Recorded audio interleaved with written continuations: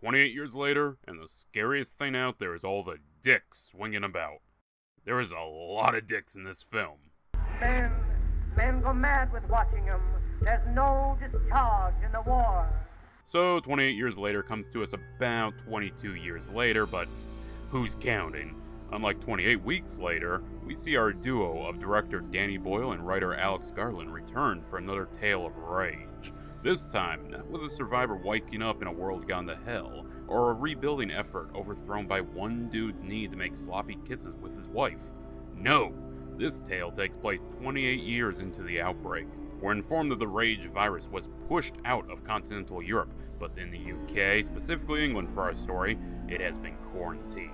Off the coast of England lives a small, self-sustaining community where our main character, Spike, played by Alfie Williams, lives. They're mostly isolated, with the only connection to the mainland being completely flooded during high tide. Just so happens he has come of age and will be taken to the mainland for his first kill, and to prepare him for the job of a hunter. Alright, before moving on too far, I want to clarify that I'm not sure how canon 28 Weeks is. All I remember from that film is the zombies had essentially a second outbreak. Hawkeye gave us the coolest scene of the film, and ultimately it was shown the rage virus managed to spread all the way to France. Which was also something mentioned in the first movie, but most people theorize that that was a lie so people wouldn't flee there and overwhelm the people handling the quarantine.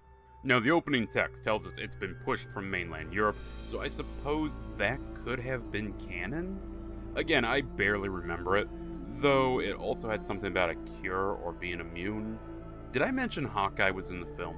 Also, the director supposedly had a few inspirations, and while I have no proof, the isolation of any part of England reminds me of Doomsday, a film about a virus that the government quarantines and literally states, "Let the dying die." That film is awesome, by the way. Finally, I want to say the kid was great. No one was bad in the film, but for his age, in an R-rated film, you wouldn't expect to make the kid the leading choice, especially with all the floppy fake dicks. There's a lot of dicks in this movie. Yeah, I heard this film was taking a bit of inspiration from Crossed, and well, they aren't raping, the amount of dicks, tits, and ass on display is pretty on point. But let's get back to our story. So Spike and his father, Jamie, played by Aaron Johnson, head out to the mainland. We are then pretty quickly given a crash course on the state of things. For a start, the infected have changed. You have slow fat ones that I'm not sure how exactly they got to that point. You also have your originals, but they are now led by a so-called alpha, essentially bigger and stronger, capable of enduring more punishment and dishing out multiple Sub-Zero fatalities. They are also supposedly smarter, I guess in part they are. We do see one stay alert longer, and he also tracks down our duo at one point. The first quarter is honestly my highlight of the film, but it has some weird aspects. First of all is all the cutaways. You have this one that shows the infected out at night in this red vision, which looks cool, but could be a little distracting. It does establish the alpha infected's weird obsession with Sub-Zero fatalities, and not just that one. All alphas that appear do it. But then you also get cutaways to old medieval war films, namely ones depicting Agincourt. I suppose it's them trying to nail home how these lads have returned to the origin of the longbow. To be honest, one of the highlights was the father trying to discipline his son into effectively fighting back against the infected that attacked them, and the small defense we see of their island. It's really indulgent, and I can see it turning people off.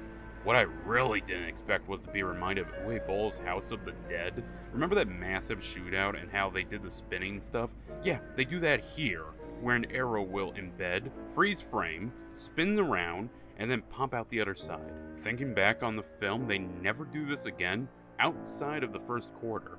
I didn't hate it, but damn, I don't remember the prior two being so overly stylized. You may have caught on that I keep mentioning the first quarter. That's because this movie seems like two scripts thrown together. I suppose there are themes one could pick up on, but it still felt a bit jarring. So Spike's mother has been sick, and is clearly suffering memory lapse and such. When he learns of a doctor, he has a goal. The villagers don't trust said doctor, but our boy thinks it's a great idea to take his clearly out of it mother onto the mainland and to the doctor. Islanders, mainland man they are distrustful of, lots of infected cock. Was Crossed Wish You Were Here an inspiration? It's a good story, padded out with idiots and fluff, just skim it. That is the large chunk of the film, and while I couldn't help but think it's stupid, I guess I didn't hate it. It's nothing spectacular or new. The first incursion onto the mainland was far superior. Honestly, the movie is rather small in scope when you get right down to it. It's literally a case of playing Skyrim, you see Bleak Falls Barrow in the distance, and you work your way there. But does the film make the most of its journey? Well, I'd say no. Again, it's fine, but it's not what I wanted from 28 years later, especially not after seeing the rage virus spreading to Paris. While I enjoy the segments of life in this isolated new world, I felt we got so little of it. That's what this film seems to be, crumbles of small ideas pushed together to form a cookie. I mean, we even have another character who seems like he's brought in from an entirely different film. He's around for a few minutes and then gone. Honestly, come the end, there are so many questions, both old and new, that are brought up, yet with so few answers. There is a sequel currently in the works. There will be a part 2 being released in January. Alex Garland is staying on, while they have Nia DaCosta, of Candyman remake, directing it, which isn't a great sign. Hey, it's bringing back Jim, so there's that. I can't exactly say this is the film of the series I've been waiting for, but it has moments of being pretty solid. There's even some scenes that I genuinely didn't expect to see. It makes me question where Zack Snyder was for that day of shooting. If you want something that at the very least is an R-rated zombie film, this should serve you well. However, if you want a larger scope follow-up to the situation of the series, this will leave you lacking. Also, more than a few aspects of the film just came off stupid. I can't say I find myself interested in watching it again, but if the sequel is good enough, I can consider it a different but valuable entry to the franchise. Hell, there's even news a third part may be made, creating a 28-year trilogy.